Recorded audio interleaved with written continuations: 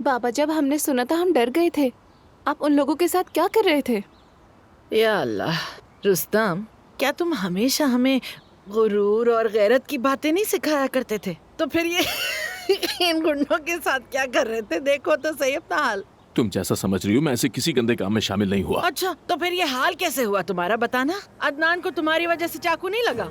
हाँ, जाहिर है तुम जब अपने बच्चों के साथ रहने के बजाय भागने का फैसला करोगे तो ऐसा ही होगा ना। बताओ क्या हासिल हुआ तुम्हें? मुझे बातें सुनाने के बजाय खुद को देखो। जुमरुद जब कोमा में थी तो तुमने अदनान से उसकी तलाक करवा दी।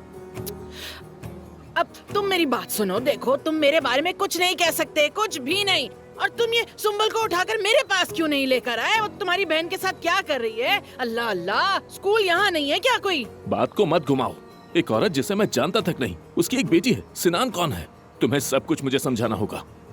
हाँ, तुम्हें बता दिया तो तुम क्या कर लोगे? नालायक कहीं का। देख लो मलिया, आप खुद ही बताओ, तो मैं नहीं बता रही।